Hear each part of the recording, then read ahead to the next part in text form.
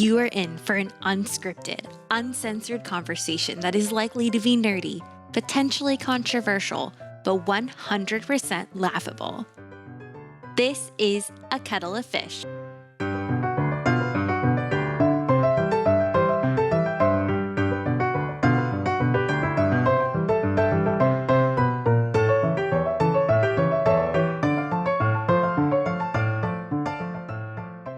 We'll go ahead and get this thing started properly and say, welcome everyone to A Kettle of Fish. This is episode 87. Sure. Nice. We are one step closer to 100 because that's how math works. We're 13 degrees from... I still don't believe that you have never heard of the 6 degrees of Kevin Bacon. No, I haven't. Damn. I've never heard of that either.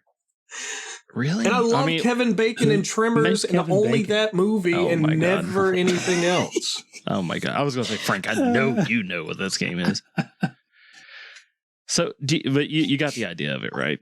During our conversation. I mean, eventually I got the gist of it. You take a person and you see how many degrees of separation. I know. Stewie and Brian played that game in the car in that one episode of Family Guy where that's even more of like a how do you not know this? Because you are the first Family season Guy of Family Guy. I don't fucking remember. American Dad connoisseur. It's a really stupid concept. It's like, who cares? Yeah, exactly. It is ultimately a stupid concept, but I still think it's kind of fun. But hey, if it means I get to say my balls are 3 degrees of separation from Rob's mom's mouth, then I'm all in. Okay.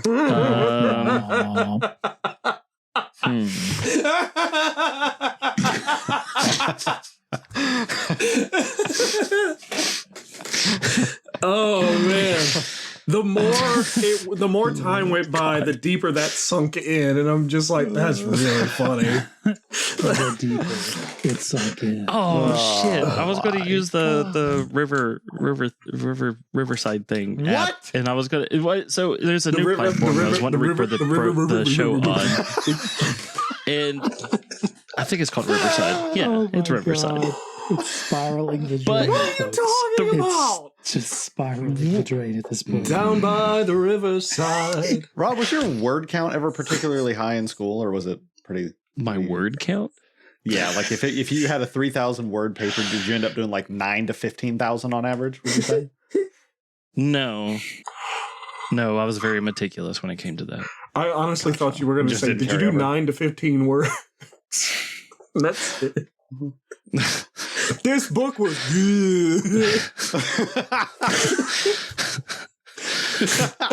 I'll tell you what I did used to do when it comes to those type of essays. I would go through in any word that was like a like combined word. What's the word? Like what? I don't remember. Contraction. Yes, there you go. What is going on? I would separate those just to get an extra word out. So instead of like it's, I would say it is, or wouldn't. I would say would not, just so I could get that extra word, so I could stop writing at 3,000 words. That's lazy. You should try to do more with life, like do 4,000 words. God. All right, I'm gonna pull up this or my favorite too topics. is when you have to have like X number of pages, and you squeeze in just an extra like line space, like instead of like 1 or 2. Not if you're typing. Oh. Listeners, our sponsor for this evening is Smirnoff Vodka. Go buy a bottle right now. We're not sponsored. Don't get us into legal trouble. Jeez, Smirnoff's going to bring the fucking hammer down and be like, hey, stop it. We're in the middle of a war with Ukraine right now. Hey, these three retards, get them. Kill them. Have I told you guys about my Smirnoff vodka story? No, but I'm sure you will. As a matter of fact, I'm curious. Yeah, I just turned 21, and I was like, sweet, I can order alcohol at like an adult at a restaurant. I'm going to show off. Like some friends of mine, we went to Outback there in Albany. I was like, sweet, I'm going to order some like Smirnoff. Keep in mind, the only adult beverage I had bought and had before that was Smirnoff Ice. Okay? Sure. But I thought I was going to be cool and shorten it and say, I would like some Smirnoff. And she was like, would you like it on the rocks? And I was like, yes, because I know that means ice. And she comes out with this like short glass, whiskey glass, I'd say, with, you know, ice, and it's clear. I was like, this isn't Smirnoff Ice, but I'm not gonna admit that. I'm not gonna admit that I was wrong, because I know. I drank some of it, and it was definitely not Smirnoff Ice. It was 100% that Smirnoff vodka, just like burning down the throat. And I'm like, that's not what I was looking for. But that's how I found out that Smirnoff was a vodka. Yeah. I also drank that entire thing, and that was a bad decision. Yeah. But yeah. That kind of reminds me of when me and Tyler went to Mellow Mushroom one time, and he tried to lie about his age so he could also drink, and I had gotten like a Blue Moon or something. And it was like a really cute waitress, and he tried to show up, and he was just like, yeah, I'm 21. And it's like, can I see your ID? And he's like, I'm not 21. I was like, no, come on. Be for real. It's like Thursday. Come on, dude. Yeah, it was Thursday. Come on, dog. It's not that serious. Oh, man. I still think about that sometimes. What a narc, dude. Okay. I know. You have your ID? Wow. Ooh. Fuck that bitch. Yeah. Right. It is my American right to get into a fucking alcohol-related accident. Have you seen that video? You were driving that day too. Yeah, have you seen that video of the people that were upset when driving with an open container or driving under the influence was banned? They're like, it is my American right. Yeah. You know, it's like, yeah, I'm getting off of a hard day's work, working 12 to 16 hours. I should be able to enjoy an ice cold beer on my way home. True. Yeah. Nice. Yeah, it's good stuff. It's really good. I like how the thought there is on my way home. Just have one at home. Nah. You probably got like a 20-minute drive home, and it's just like nice little one on the way home. You know what I mean? This is probably the same time where your mom was like, I used to walk up a mountain in the dead of winter with 3 feet of snow. Yeah, I walked uphill both ways, barefoot to school. It's also not a right to drive. It's a privilege to drive, not a right. That's true. Nothing is a right. It should be a right, considering, you know, it's a requirement these days to be able to commute to work. Yeah. Hell, I got denied a promotion because I didn't have a car once. No, that was because you were masturbating in the interview. Either way, be clear. Either way, you know, you were hammering your tomato. Shit in the middle of the. No, he was Korean cranking it. He was Korean cranking it. Korean cranking it. He was polishing his hog. The entire spa story just replayed in my head as soon as you said that. So thank you for putting that back in that image back there. Appreciate it. For everyone who's listening, you need to refer to the last episode for that one for some context. Did you just say waka waka just like randomly, or am I hearing things? You're hearing things. You're definitely hearing things. No, that was Frank. He said that.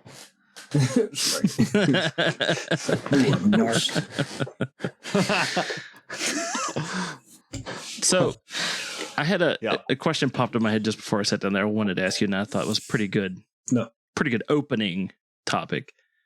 Do you have anything that somebody has made that has just made it impossible to have like that same food from anywhere else? So like Aaron has a homemade chicken noodle soup that has made it where everything is just shit compared to that. Like I will still eat it because I love chicken noodle soup, but hers is really just unquestionably the best. Okay. I get kind of has anybody opposite. The opposite? Yeah, you're like, I'm never eating your version of this ever. I've never. Well, it ruined that entire food. Period. You know what I mean? Like, I will never eat it, no matter who makes it, just because that bad experience was just bad enough to just put me off of it forever. And that was like middle school sloppy joes. Can't eat them. Can't do it. the What look happened? and the smell just makes me nauseous. And I mean, I hate sloppy joes anyways, but yeah. I think the same thing with cantaloupe. Like I got a weird mental block with cantaloupe. The smell of it makes me nauseous.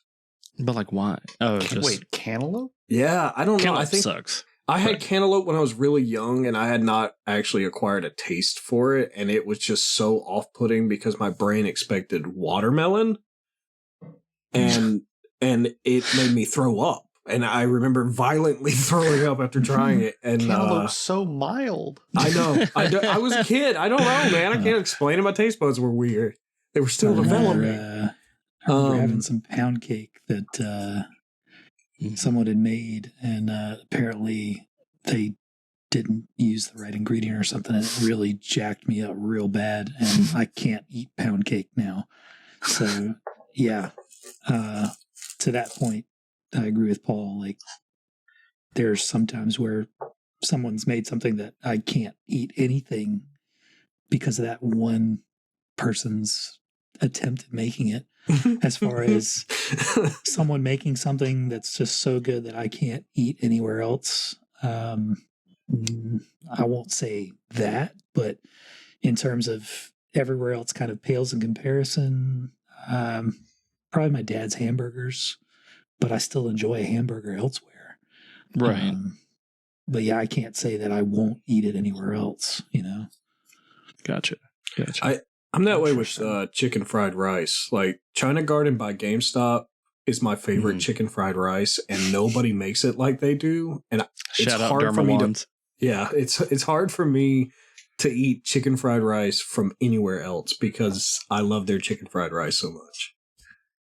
It is good. What about you, Tyler? Me and Courtney got some scallops from Costco, and she they're huge, first of all, and then just the way she does it, which is just like olive oil, butter, and then like a little seasoning, dude. And I've had them in a bunch of different restaurants, and it's just not even close. Like I will intentionally, even if I go to like a local seafood place here in Florida, it's just like a significantly lower quantity of them. They're much, much smaller. And when I eat them, I'm like, yeah, we make better every time. So like I don't eat scallops out anywhere because we make way better at home. That's cool. 100%. You think Gordon Ramsay would be proud of your scallops? Nah, he'd probably tell me to kill myself for whatever he did. I just remember from Hell's Kitchen, that was his big thing. He always had the fuckers cooking scallops like day one. Was it scallops? I know they do a lot of risotto. Yeah, they do risotto and scallops. Like that's their two big things in his restaurant. And his iconic what's the word? I guess signature dish is oh man. He does beef Wellington a lot too. Yeah, that's right. Beef Wellington. Cool. Yeah, he did like a whole YouTube tutorial on beef Wellington. And then his mom called him out on it. It was like, that sucks. It's like, bro. Professional chef, restaurateur, Gordon Ramsay getting called out by his mom on YouTube is rough. Funny. What's up? Okay. Aaron's being sneaky. We're taking, yeah. Trying to. The fuck you again? We just all died. Yeah, I'll cut it up. Flatline. All right, well, let's get into our first topic, huh? Let's see. Yeah, what is the topic? I've got some. Let's see. Oh, I didn't do the character, sorry. The whatever. Paul didn't either. What? The characteristic sheet or survey. Essential luxuries. So we've got a paradox. So what's that? What's that? Your topic, essential luxuries. Oh, yeah. I was just going to ask, like, what do you? Is there anything in your life that you have that you know you could go without? Just kind of make things just a little bit nicer. You spend a little bit more on, or, and it's just an absolutely not negotiable thing. Like you're going to get this brand of this, regardless of anything else. Essential luxury.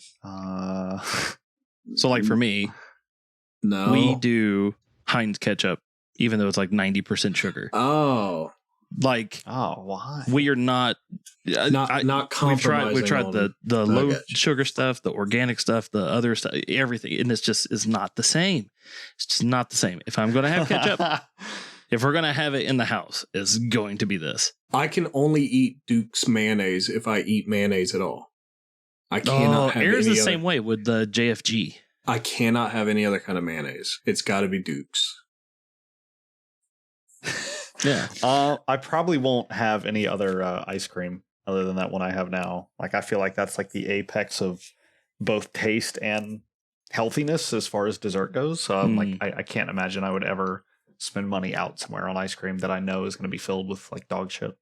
I'm trying to I think. want to try it because I've seen you post it, and you've even tagged me in like several of those posts. But I can't find any near here, and to get it shipped, it's just kind of expensive. But it's whatever. I'll try. I'm very particular about my anime statues. Like I don't buy knockoff. Like there's very specific brands like Ban Presto and stuff like that. But I know there's like this kiosk in the mall, and Felicity's always stopping by, like, ooh, like, because she's also into anime, and I'm like, no, those, I can immediately tell those are knockoffs, or they're like totally fake or made with like terrible material, and it's not the fucking real thing at all. And they're probably upselling it like crazy, and it's just. And I pointed out two of them, like, those two right there are 100% stolen from a specific artist, because I recognize the statue. Okay. So I don't, when it comes to that stuff, like collectible stuff, I don't like cheap out on the quality. I don't try to buy knockoff brand. Like, oh, it's as good as the real thing. No, it's not. It's got to look good on my shelf. If I were buying statues, I don't know if I would be specific to the manufacturer, to the artist, but the more realistic, the better. Like, I've looked at Ghostbuster figurines, and I'm like, no, that doesn't look like Dan Aykroyd, or dude, that doesn't look like Bill Murray. I'm just like, I just no, I'm not going to do it. What brand was it? I think it was the NECA brand, like those first Ghostbuster NECA brand figures that came out. I've got a Dan Aykroyd one. It looks just like him. Like, it was a $20 figure, and I'm like, dude, what the fuck? That's kind of awesome. Where'd all this detail come from? And I'm sure that's probably why they stopped making them, because it's like, we're spending too much money on likenesses. Frank, you got any? I'm sorry, what was the question? I was kind of dozing off there. Fuck it. Yeah, we're putting Frank to sleep. Fucking. So you're asking, like, if I have any kind of brand loyalties or anything? The topic, all Rob put was essential luxuries. That's what he put. Something that's essential to you, but it's probably a luxury you can do without.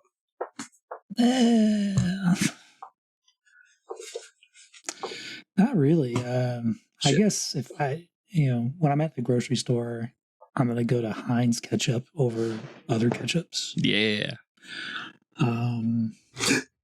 And Ghost energy drinks, just because of the aftertaste. But really, like the aftertaste? That's it. And when it comes to meat, I'll never get meat from Walmart. Yeah, nice. That's probably a good idea. That's just more of a. I wouldn't get vegetables or fruit from there either. So yeah, I try to get my produce and meat from Publix, or I wish Winn-Dixie was still around. I'd rather get it from there. But Winn-Dixie was awesome. I mostly get all my meat from Costco. Yeah, Costco actually has pretty good meat, but it's not really. I try to avoid branding myself, because usually it just means more money and less value. So that's true, dog. Yeah, and it just means I'm giving my money to somebody who doesn't really deserve it anyway. True. It's very true. Fuck you, Nestle. Well, once in a while, it means a difference of, taste. So I give into that, because You're an animal. It actually means something to me, because Heinz ketchup tastes better than Hunt's to me. So I get Heinz over Hunt's. Now, if I find another brand that tastes just like Heinz, Oh yeah, I'm getting it.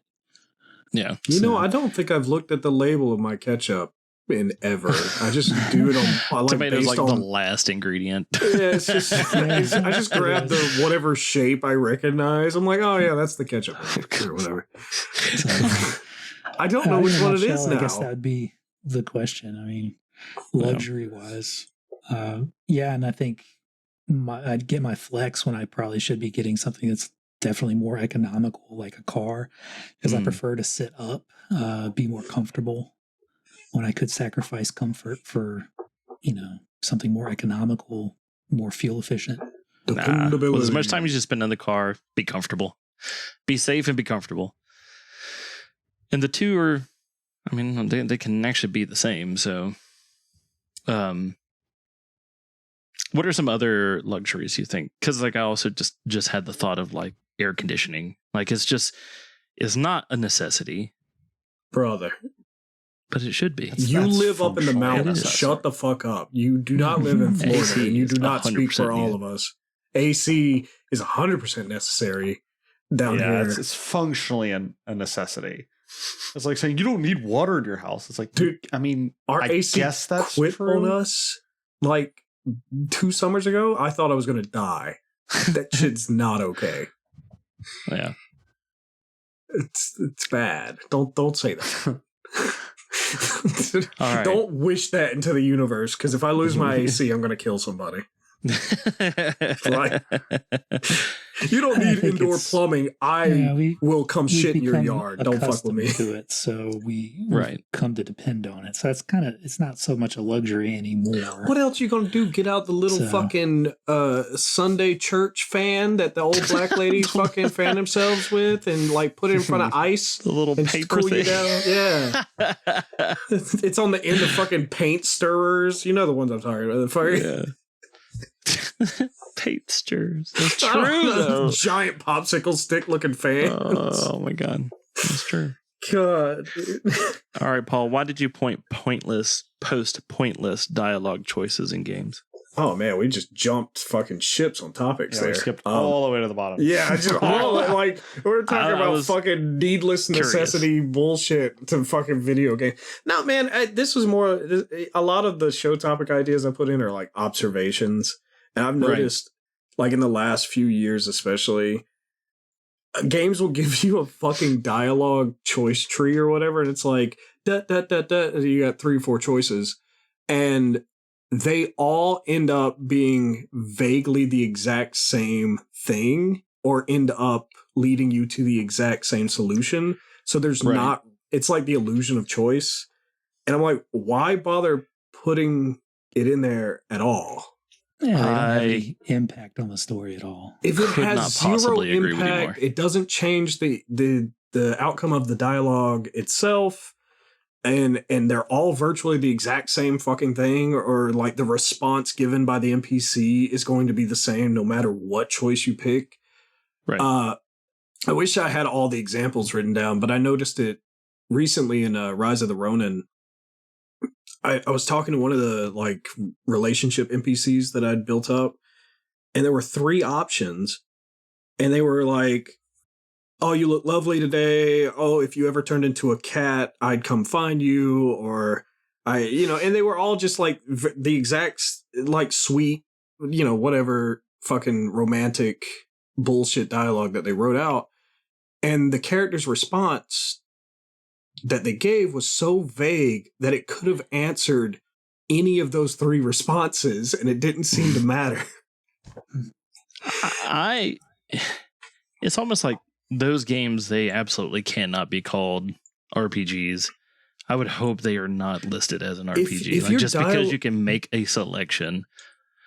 It's weird. A lot of games do it though. Like it's such a waste of time. Like just give me a cutscene or something with whatever direction you're going to take it. Like, fuck, what was that? I wish I could remember the game, because it was not long ago. I was thinking the exact same thing.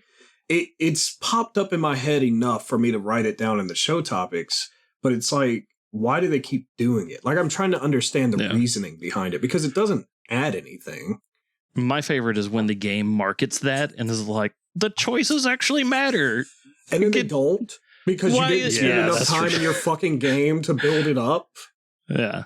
Like Dying Light 2, for instance, horrible like example because, or they did a horrible job at their choice system. They were like, your choices shape the outcome of the city. And it's like, you only gave us 2 factions and you didn't make it worthwhile to like bother choosing one over the other. And technically there were supposed to be 3 factions and they fucking pushed out the game too fast. And then they just said, fuck it, and scrapped that entirely. And, so instead of, you just had this, oh, these are good guys, these are bad guys. It was very black and white. There was no gray line. It was like, why would I want to team up with these guys? These guys suck. Like, it wasn't even a choice. You know, and the only reason you would choose that is if you're on your second playthrough and it's like, yeah, I want to be the asshole this time. Right. That's not a choice, man. That's just fucking being a good guy or bad guy. I need more morally gray shit. Like, there's a scene in Rise of the Ronin, I'm not going to try to spoil this for anybody that's playing it right now, but it's like you have a choice to either spare or kill this one character, and it's like nothing changes because the character still dies regardless of your choice, because historically they're supposed to die at that time frame in history, and nothing else changes in your personal life from that choice. Even though if you choose to spare the character, your best friend gets knocked down and almost killed, and you go to save him. And it's like, okay, well, what happens if I choose to kill the guy? Nothing. Your friend's fine. And I'm like, wouldn't that choice be way more impactful if your best friend was actually dead, if you chose to kill the guy and chose to take that route of revenge, and it ended up with your best friend dying, and now that whole fucking situation is, you know, morally gray? It's like, what do you choose? It's like, yeah, his death is for the benefit of Japan or whatever, but you lose your best friend. You know, give me more emotion. Let me feel something, damn it. Yeah, I don't know why games do that. I see that too. Like, pointless choices and pointless decisions that lead nowhere, really change nothing. I'll chime in real quick on this. I remember when Neverwinter Nights came out, I was really hard and heavy into making my campaign setting a reality in that game. I spent countless hours doing all the dialogue options in that game. The trees got so immense. The file size for my game was like in the dozens of gigabytes. And for back then, that was a massive file size. So I can only imagine the constraints that game developers can run into. So I can kind of see it, but I mean, when you look at what you're saying, yes, it tends to be don't put choice at all lazy on some of it. Yeah. But on the flip side, you know, sometimes you have an illusion of choice, and then you also have just pure laziness too.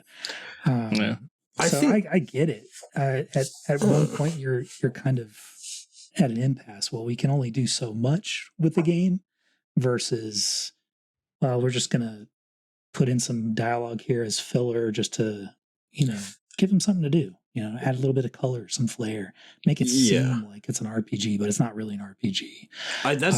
That's the only reasoning I can think. It's like they want your character to feel more personal to you. It's like, which of these choices would you pick? And like, they have no bearing. It's just to you. It's like, this is what you would say, but it doesn't matter.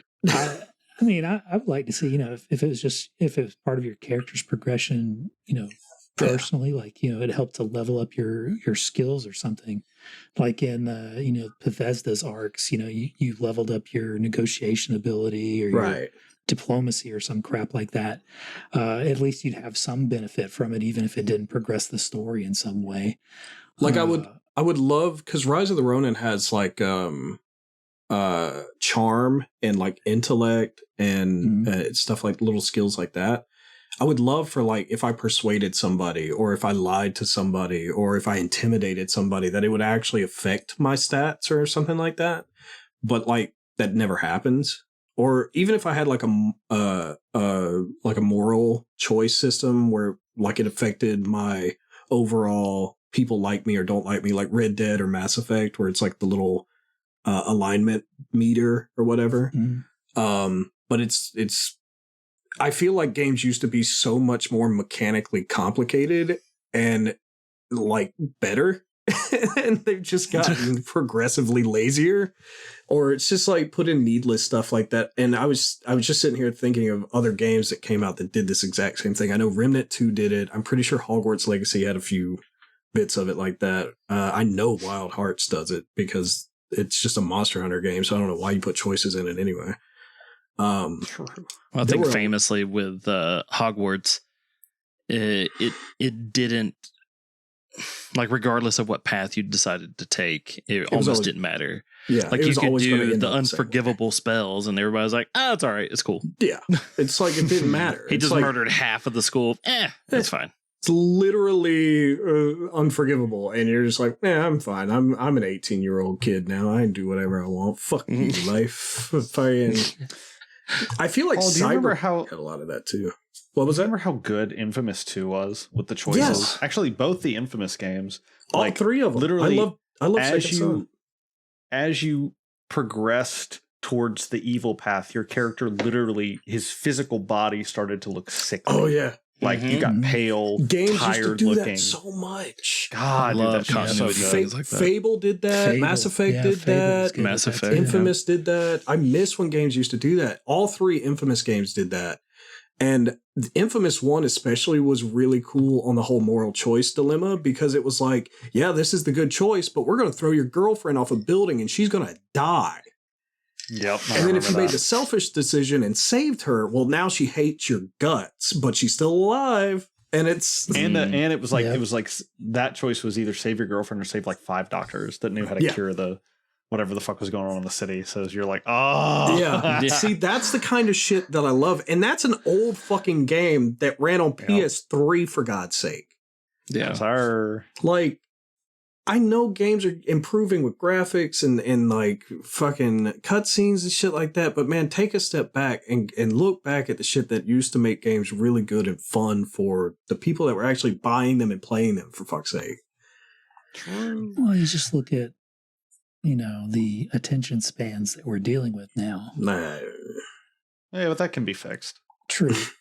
But any effort is put in, but it probably won't be. I don't know if that's even necessarily the thing, because we still have games now that are 100 hours or longer. Yeah, like it's not about the game length, Robert. It's about the pacing of games. If you were to sit down and try to play like an older Pokemon title, you'd probably tear your fucking hair out because of the pacing of those games. Yeah. The old Final Fantasies, the old Breath of Fires, everything. That's like what woke me up. Is like I would try to start those old Pokemon games and I couldn't. Like I would put them down immediately, and I was like, "All right, what the fuck is going on? This is like my favorite series." And I was like, "Oh, my attention span has been gutted by fucking all sorts of dog shit. Insane." That's really funny. And that kind of ties into the whole. I feel like games disrespect the average intelligence of human beings. I know me and Robert talked about this, but because I definitely kind of disagreed with you. Robert disagrees entirely with me, but I feel like it kind of ties into what Tyler was saying about like games nowadays, and he had shared a picture of like a yellow coated ladder with an arrow pointing at it with the mission objective to climb the ladder with the character's dialogue saying to climb the ladder, and it's just like, the only thing that can make that more accurate is if a tutorial box also popped up, paused the forward momentum of your gameplay, and told you have to press square to climb ladders. What is funny is that the whole conversation, it just reminded me of the tutorial for Far Cry Blood Dragon. Because that's the best tutorial I've ever played in a game. I loved that game so much. Yeah, that game was really good. I love when tutorial stages don't feel like tutorials. Like when you don't have somebody stopping your play, which you're supposed to be playing a game, to stop you and tell you the rules. Rather, you figure it out for yourself, or like a tutorial stage is built in a way that it teaches you all the rules without stopping your forward momentum. Those are the best ones. A prime example is Mega Man X on the Super Nintendo. It teaches you everything you need to know in the first few minutes just by playing the game. And it doesn't stop you. It doesn't pull up a little box and be like, bleep, bleep, bleep. If you're going to die if you fall into this pit. No shit. It's a video game. Like, of course I want to get over this pit. And you figure it out. It's puzzle solving, basic fucking human Neanderthalic instinct to be like, oh yeah, I do this to do this, cause and reaction. Nowadays, JRPGs especially will stop everything you do to give you a fucking 10-page essay on how you do a thing. Like I was that playing. Also, I was going to ask you, is that also a product of having such extensive systems? I don't think pressing square to pick up a rock is an extensive system, Robert. And I don't need 3 pages of tutorial to tell me to do that, especially when the rock is shining on the ground. They made it purple. It's highlighted. You know what I mean? It purple and it talks to you. Yeah, it's like, hey, pick me up. But listen. One of the newest Star Ocean games was especially egregious about this. I was playing it. I was like, oh, cool. It feels like any other JRPG that's come out. So I know how to play this. And I saw a rock.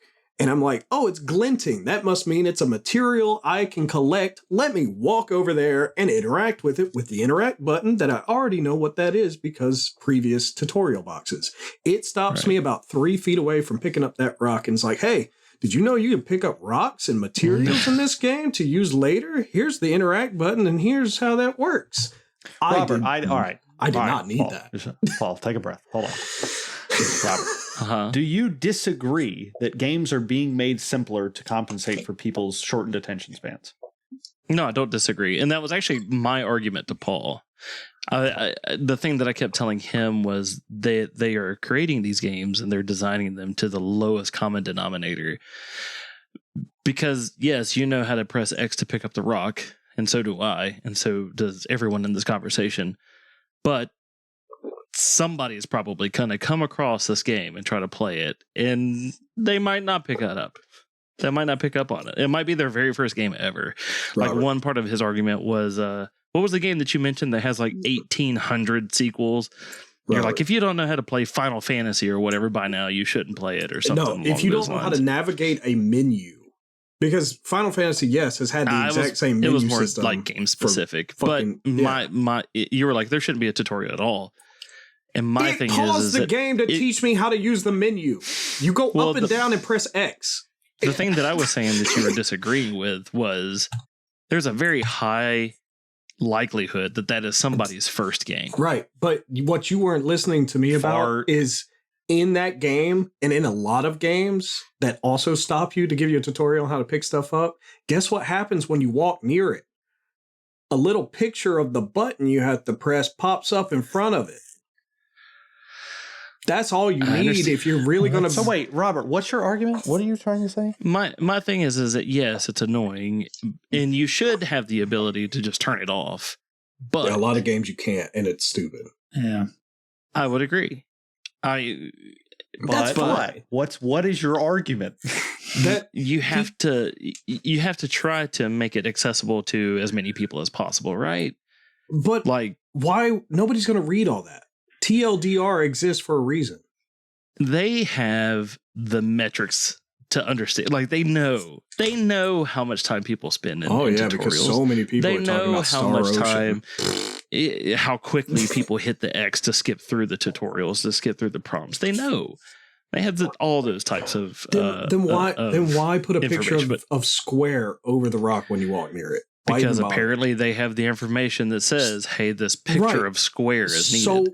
But that should be sufficient, don't you think? Like, even lowest common denominator would be like, oh, maybe I should press square.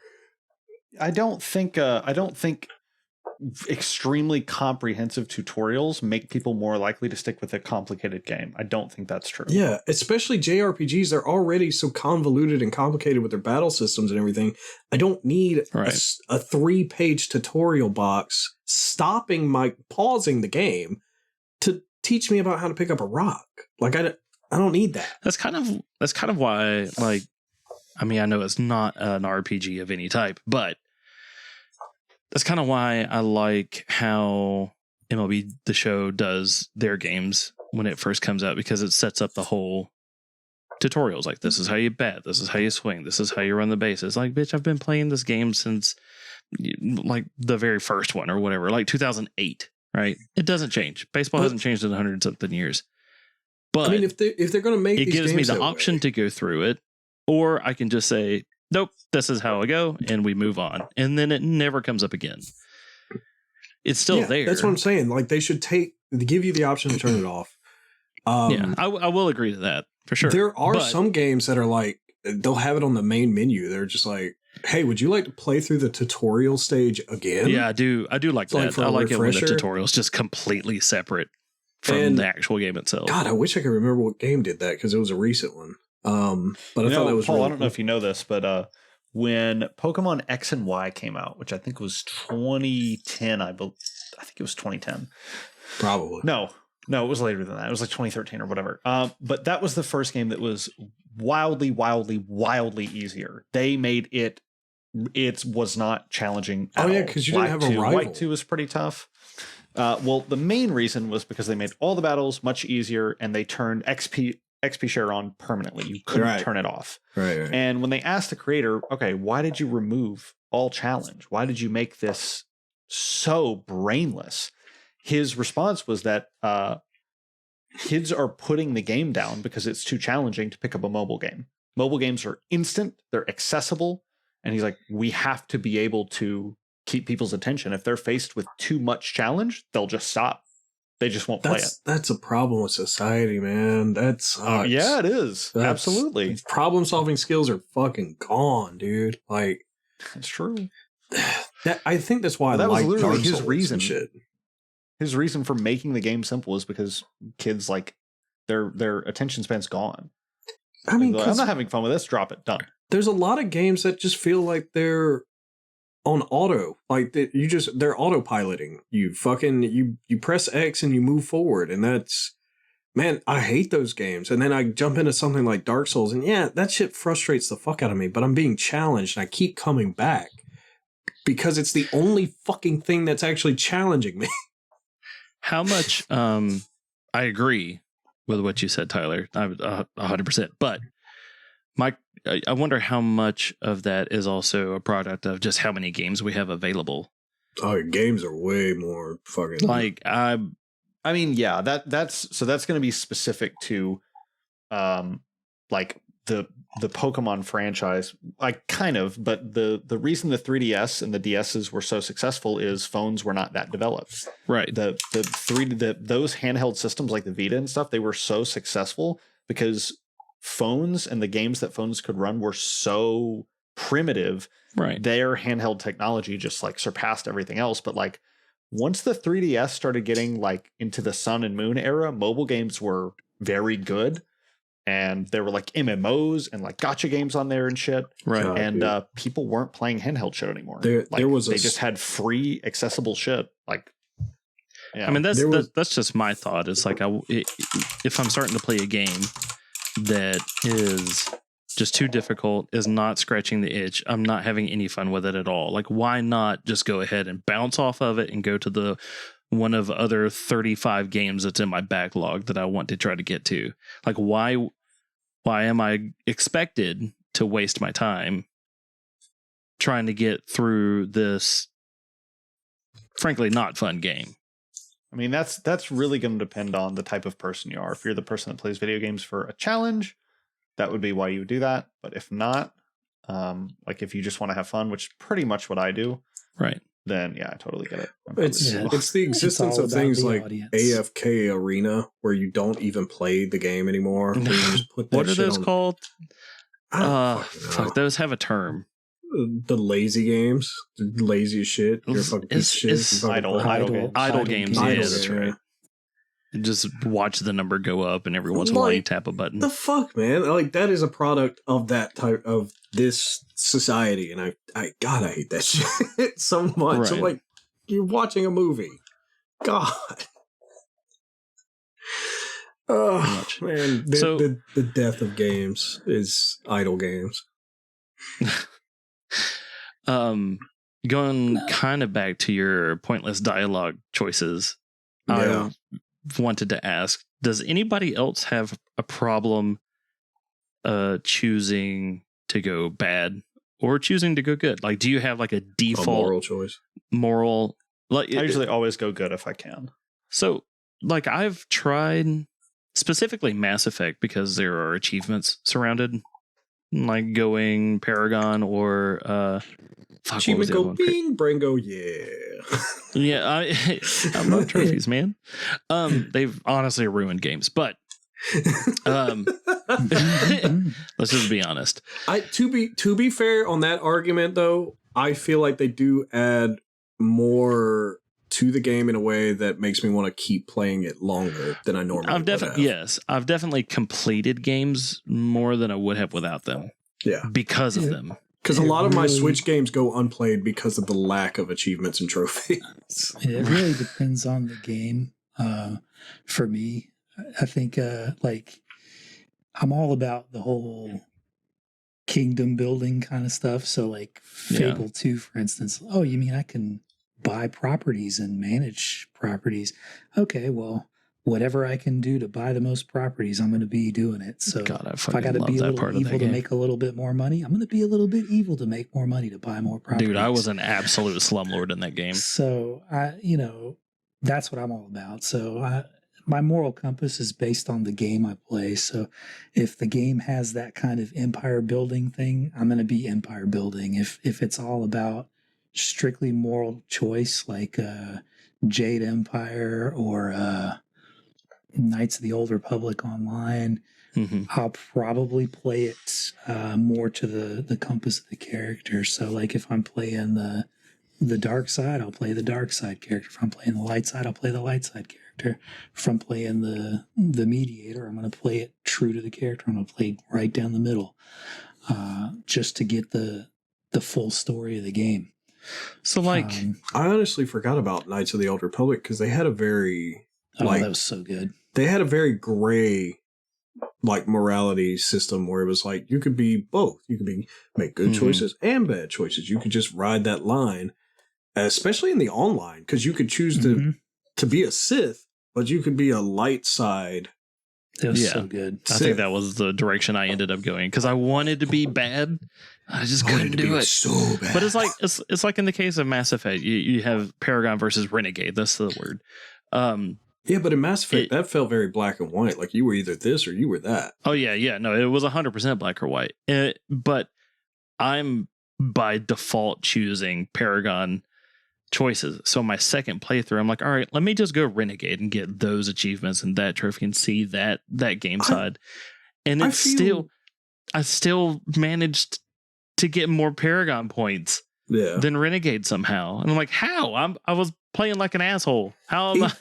It depends on the game, because like I was saying earlier, like if it's a morally gray decision, it's like I gotta save my girlfriend, I can't let her die, like Infamous, I'm gonna make that bad choice. And then it's just like, okay, I made the bad choice. But when it's a very cut and dry, like, do you kill the orphan or do you save them? It's like, what the you murdered them. I'm going to save the orphan. Of fucking course I'm going to save the orphan. I played through BioShock and it's like, do you want to kill the tiny child and absorb its power? Fuck no. What? I'm not a psychopath. Yeah. Like, I feel like some games are very, like Mass Effect, like very cut and dry, black and white, but there are some times where it's very morally gray, and it's like, I end up choosing, in those situations, the choice that I personally would choose. So, speaking on Knights of the Old Republic Online, I played a Sith warrior, and it's like, yeah, I want to be a Sith warrior, I want to be a Sith, and I want to be a badass, and it's like, the first interaction I had with an Imperial agent where he backsassed me, I force choked him to death, and it was like, you're the captain.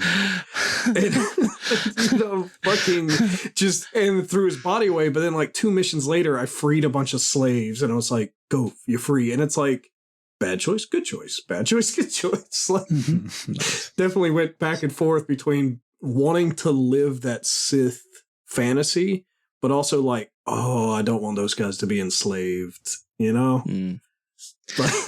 But like Tyler, you said you typically choose like the good side. Do you have a hard time choosing the opposite?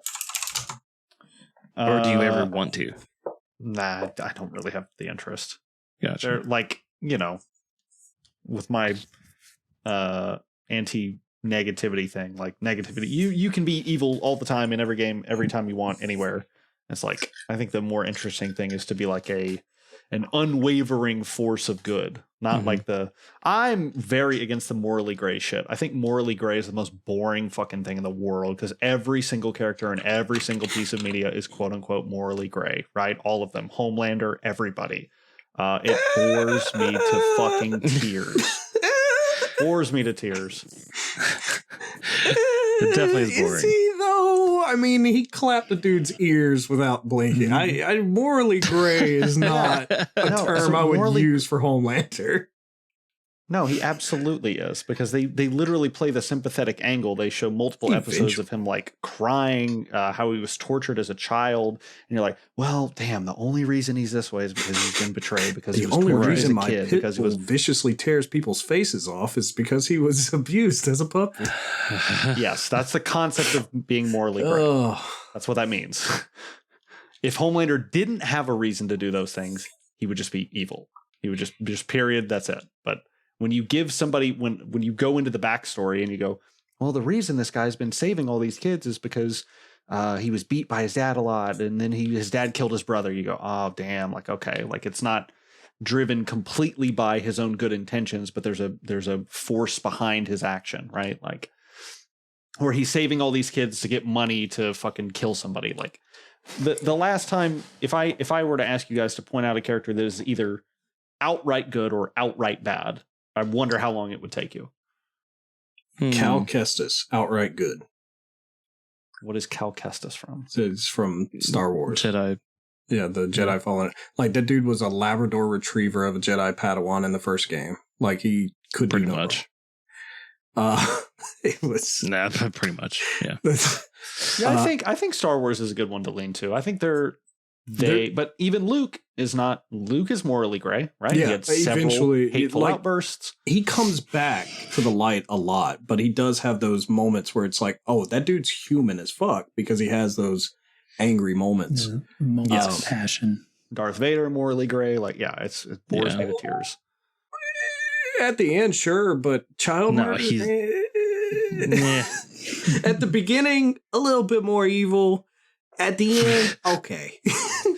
Yeah, but what I'm saying is that there is still gray in there, right? Yeah. If you're looking at white, black, or gray, all of these characters are gray. When I was saying like morally gray, it was in direct reference to the whole make the decision harder to choose between good and bad in games, at least, because you like I said with Rise of the Ronin, you could have killed a guy and maybe your friend would have died. Instead, it's very similar to the Infamous situation.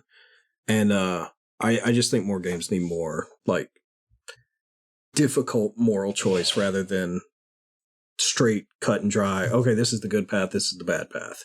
Because then it becomes boring. Because you're like, all right, yeah, I'm going to be an angel of the people, or that kind of thing. I think we get that so rarely that it is actually interesting. Yeah, that in games at least we get it so rare. It never happens in media as well. It's pretty much non-existent in any show. I'm pretty sure Baldur's Gate does stuff like that, but Baldur's Gate is such a fucking big game. So much going on in that one. Go for the game. Ice. Is such a fucking game. It's such a fucking game. Fuck. It's like, but I also like games with zero moral choice, like Helldivers. It's just like, we're killing bugs. True. Why? Yeah. Who cares? They're bugs. Kill them.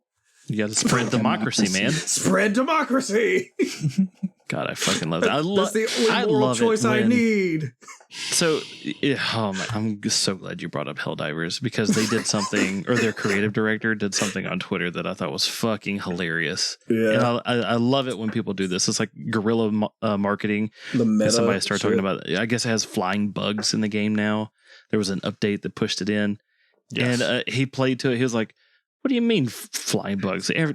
Everybody knows bugs don't fly. Like, he really played into it. Sounds like propaganda from bug sympathizers. Exactly. Dude, I love it when people do that shit. Super when meta. They really play into it. Fucking marketing shit. Yeah. Oh well, because the way they pushed it out was so slow too that like only a few players actually saw it, so they started putting images on the internet, and it's like, oh, well, this is only like 1 or 2 people. This could be fake. And then it got into that big crazy fucking people. major order that like they were everywhere all of a sudden, and it's like, oh, you bastards! Fucking.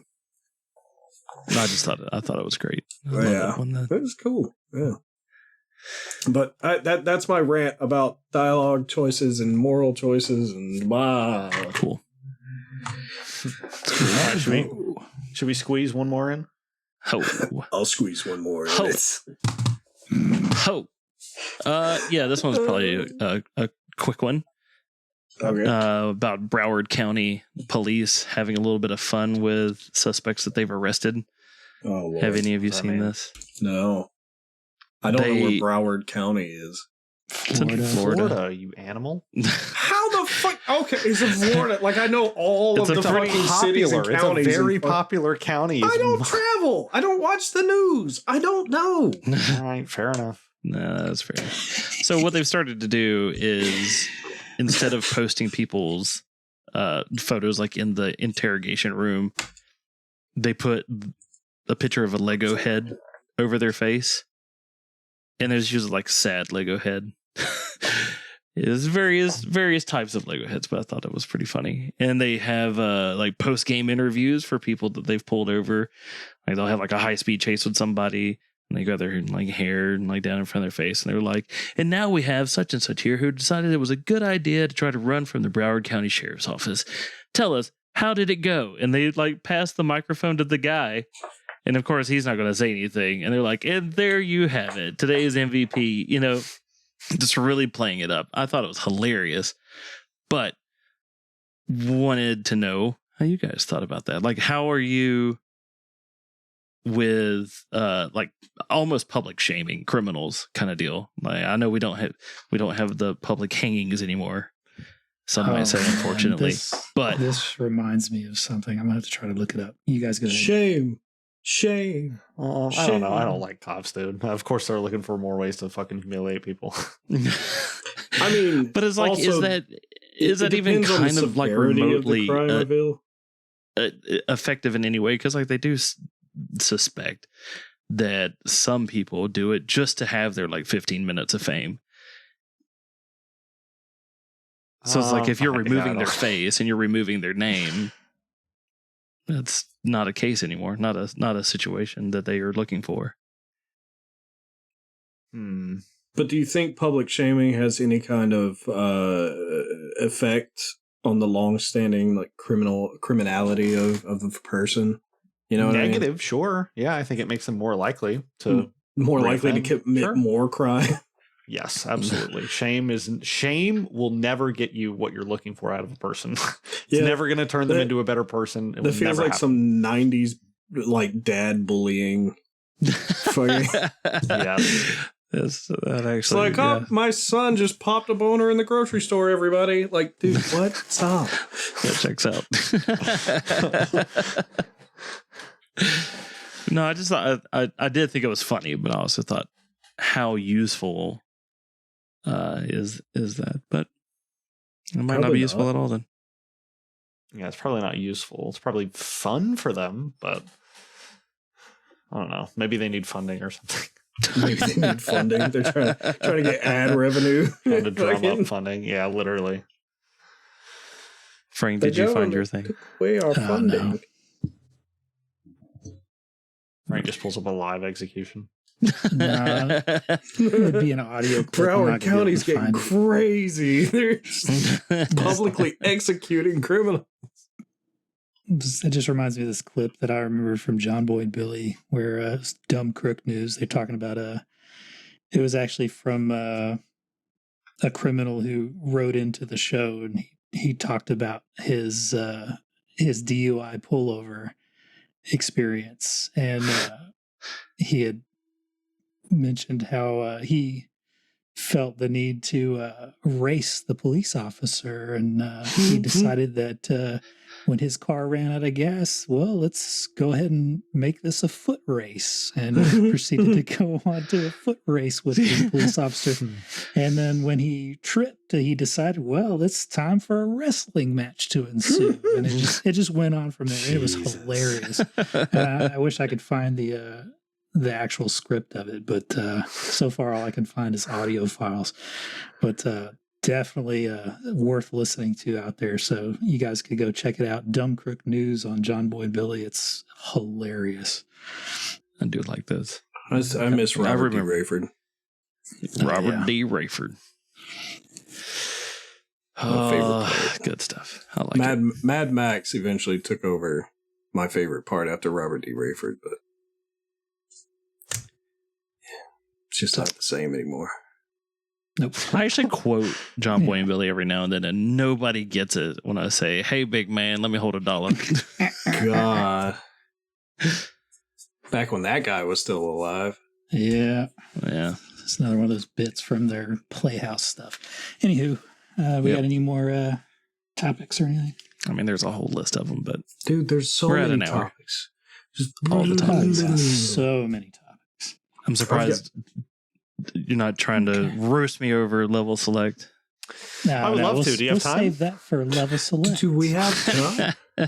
If we have time, I'd love to. There was something I wanted to kind of gloss over, but I kind of talked about it a little bit, like moving forward with Kettle of Fish, if we do umbrella topics. And that came up because I was playing a post-apocalyptic game, and I thought if we did a topic for the whole show that was about post-apocalyptic just stuff, ideology, media, et cetera, et cetera, et cetera, et cetera, like what all we could drive off from that main topic. Yes, let's talk about that next time. I'd like to talk about that. Yeah. I do like that subject. Yeah. Okay, cool. So join us next week. We're saving Robert's public flogging. We can't really. For level select. We're going to flog him on level select. I know you want to now because you're so just primed and ready to go. But you really wanted to lean into that one now, huh? Tear into him like a rotisserie I think we chicken. I think we should. Just for the choice or what? Yes. Just about just to set the baseline requirement for picking a game. That's it. Oh, you want to choose that now? You want to set that it's not precedent. Complicated. Okay. All right. We can. I got time. I ain't going nowhere. I had 3 Excedrin. I'm awake to your public execution. I like the standard for Paul. I had 3 Excedrin. We're good to go. Yeah. All right, I'll make it super easy, okay? Well, let's go ahead and catch everyone up. If you don't know, we do a second podcast called Level Select Games. If you don't know, you should know. Anyways, we take turns suggesting a game for each of us to play for that month, and we come back and record the show where we give our opinions of that game. All right. It's like take it from there, Tyler.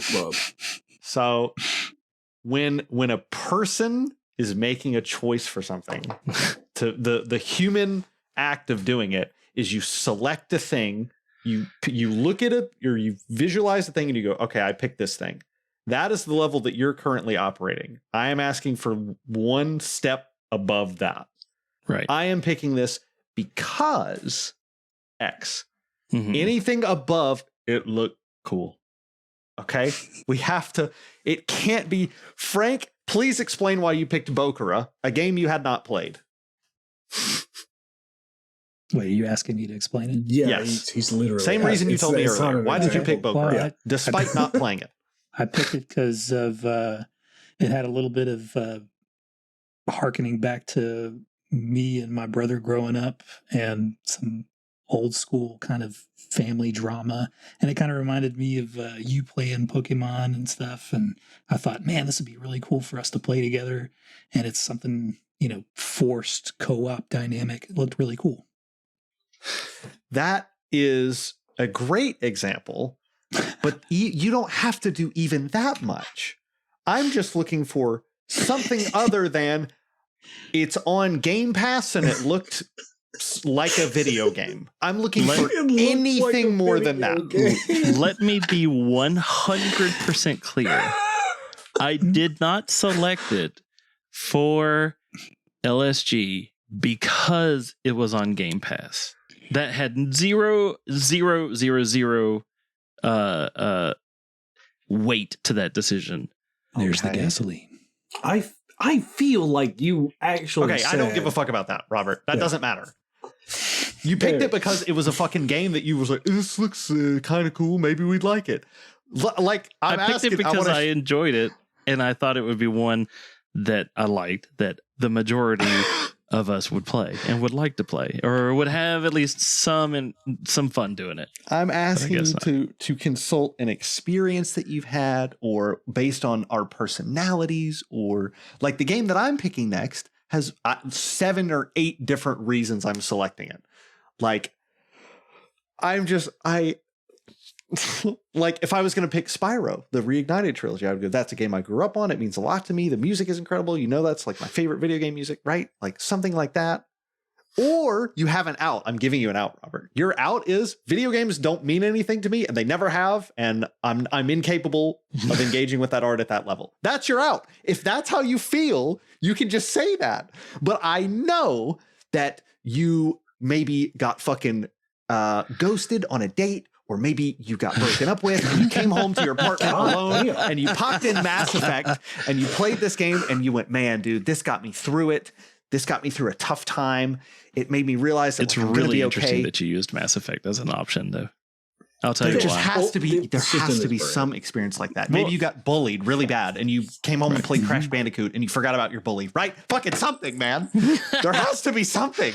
Well, I feel like first off, when I try to think of games that I know has like some sort of like emotional like weight to it, some sort of emotional meaning to me. You're a liar. It's all shit that's like older than the 360, or it's shit that I know all of you have played. Or it's like the truest definition of like that.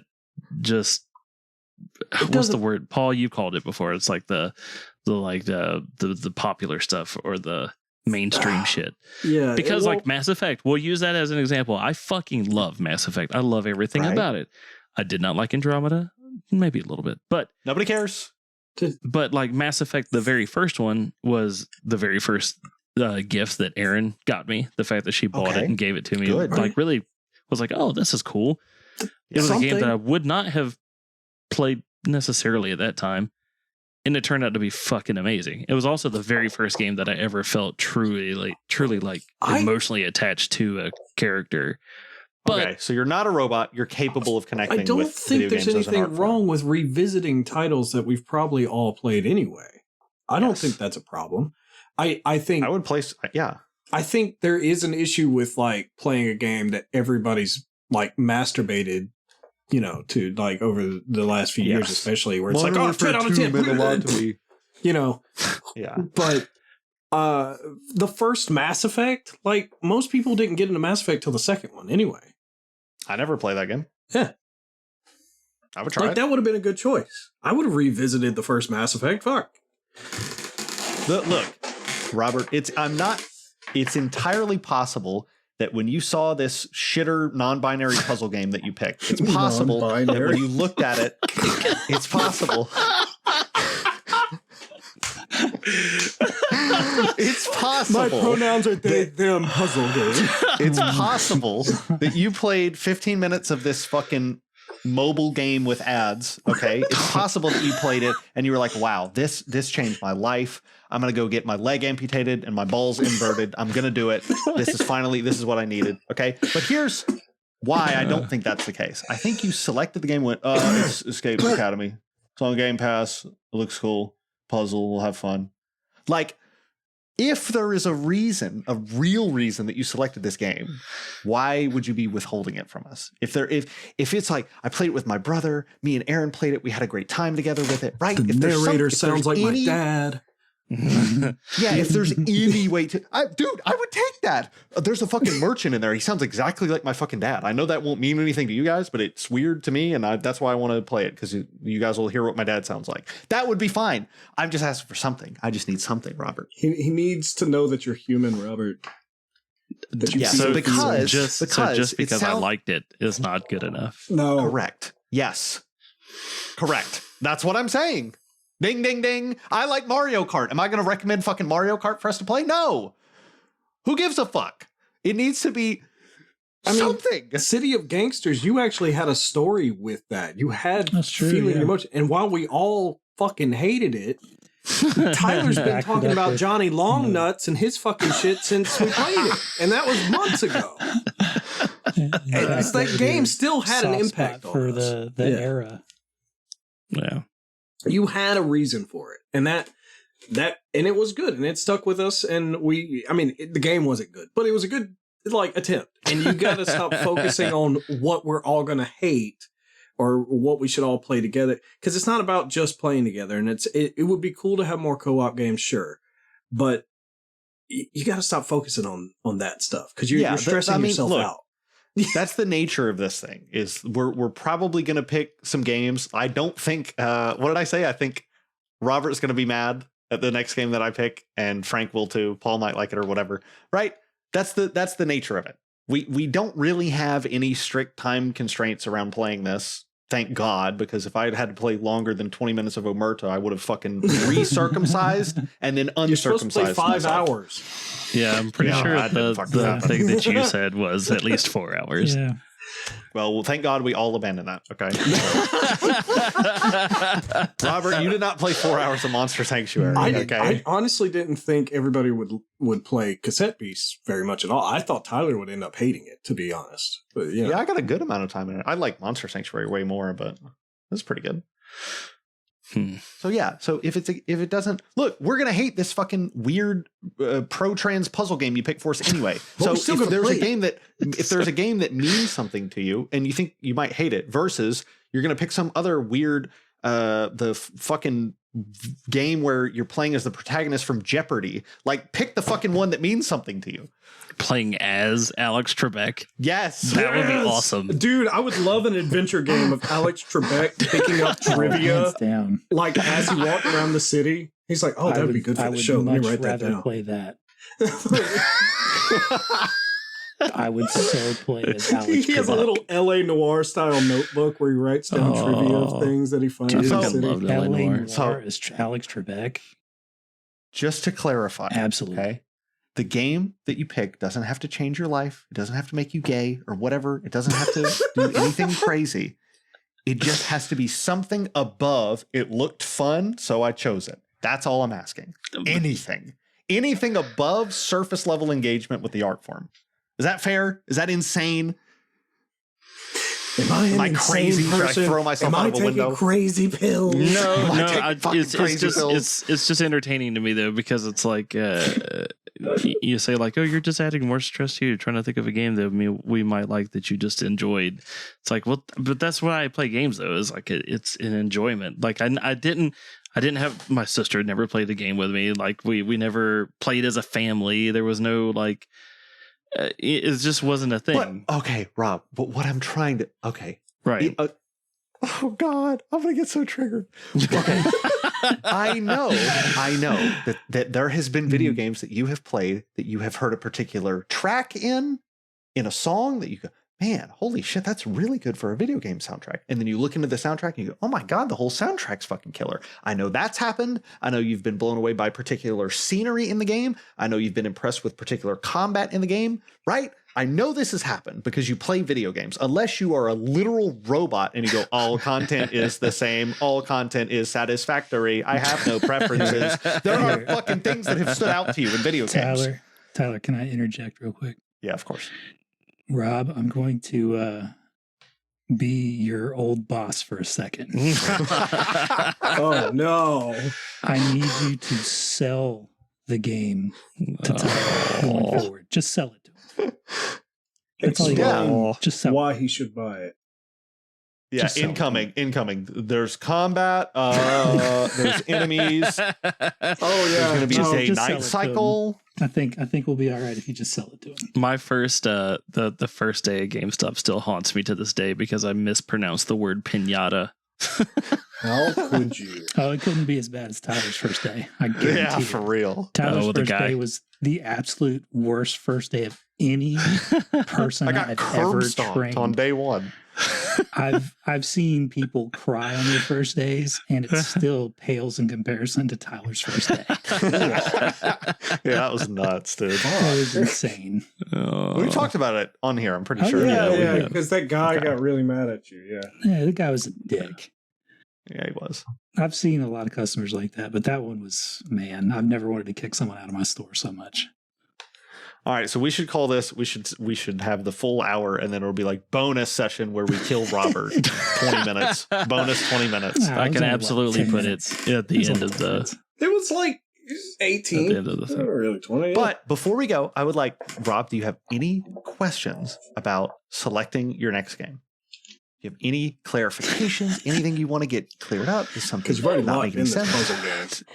Oh my No, That's fine. We'll play the I puzzle don't have game. anything. I'm just saying, like, just be prepared then, because Okay. I'm I'm just gonna prepared. As catch long- more I'm shit. ready I to guess. play As Cartel long as you Tycoon. say yes. I'm that all game done, sucks, dude. assholes. You can you just Ready to play torture the Supermarket fuck out of Simulator. Tyler. It's all good. All right, well, Yeah, absolutely. dude, if I'm being tortured in the game, but you say I was alone in my dorm in college, and the only thing that got me through my crippling social isolation was fucking roller coaster hamster tycoon, that's fine. That is literally fine. No, As long as it me. fucking means anything. If we end up starting to recommend older games, are we gonna do like emulators, or are we gonna try to hunt down this? Yeah, And fucking that's my biz next and question shit? on that, Yeah, because we there have are to be some able games to- that are just not available right now. We Yeah. have to be able to play it. Yeah. Yeah, Oh, that's I right. think Yeah, we should we have say it it had to be readily on Like I could Steam. send you all the emulator files if Yeah. you really wanted to, but like Our people should be able Frank's to play PC it would too. yeah, explode. people should Yeah. be able to easily access it. That's true. Yeah. It should be on Yeah. Steam or Epic or fucking console or something. Yeah. Yeah. I think it should Okay. be something readily available to our listeners too. That's To the public. totally fair. To the pubes. Yeah. Oh, true. That's a good point too. Yeah, if somebody wants to go play it, be like, all you have to do is spend 2 hours on an emulator that won't work, and then you'll get really mad. I mean, that's kind of the Oh, point, is download to malware have on people your playing computer. along with us. So Yeah. Well, thankfully All they've right. been adding older games to Steam lately, so that's true. well, the Like EA that finally whatever like, trash game that you unclinched got me their to download. assholes, and we're like, hey, here's Open. Saboteur and shit like that. So I was like, oh, Oh, dude, Saboteur was so good. I love Saboteur. Anyway, But Well, anyways. my plan is to download the game. Paul, you have not played it yet, right? no. Okay, so we should play it together because it's a co-op puzzle game. You can be like Sure. a amputee black woman, and I'll be like a trans pirate guy. And we'll have a really good time with it. We'll have a lot of fun. What's with you and So- amputations tonight? I don't know, man. There was a- okay, Amputations and wait. non-binary trans things, like in general. There is a flyer that I saw at a company, and it was like, we're about diversity and inclusion. We care about those things. And the person, it was a little cartoon person, and in the flyer, it was a Muslim wheelchair-bound single leg amputee with an eye patch, and she had like purple hair. And I was like, what am I looking at? drag I was like, queen. that is. There's like one of this person ever. There's only been one, and there will never be another. Just some like God. war veteran Muslim purple haired woman. It was insane. But yeah, that's where that fucking comes amazing. from. Gotcha. That's amazing. All right, Robert, you can go to your therapy appointment now from this. No, that was earlier today. Yeah. All In right. preparation. Good man going there. Yeah, That's a exactly. good thing for you. Positivity. He was like, "How can I help you today, Rob?" And I was like, "I'm just going to get absolutely reamed tonight." And Paul Yeah. bothering me again. Paul again. Right. Here, hold on, let me get my file. Rob's like, I had a dream about him again. He was standing over me. He was 8 feet tall. Giant fucking manila envelope just comes out of a filing cabinet. It's like, the Paul file. Here we go. Here we go. Fucking set this down. It's like a no, book. it's definitely a binder by now. It's a binder. It's like got fucking segments in it with the little 4-inch dividers. And, yeah. Fucking The therapist's arms are looking more defined from picking the book up so many times. She's getting strong from it, getting muscular. I don't know why that made me laugh so much. Just the image. That was great. That's good. Oh, yeah, I'm man. getting really strong from having used my therapy client. It's really strange. Talking about Paul so much. Appreciate it. Get my workout. That's a good little bonus clip. All right, we can be done. man. I know we've gone way over. Yeah, we have. All right, Of course, well- we always do. Fucking. It's true. Everyone, thank you for listening, and hope you continue to do so. Subscribe to our podcast on your favorite podcast listening app, or go to akettleofishpodcast.com. Yeah. And do your thing, Paul. Oh, and go to levelselectgames.com to see what trash we're playing through. And Google code diaper. Yes, code diaper. Yes. Yes. Goodbye, everybody. Code diaper. Code diaper.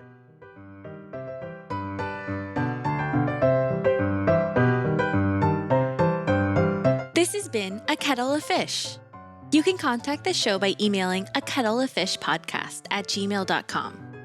Be sure to like and subscribe from anywhere you get your podcasts.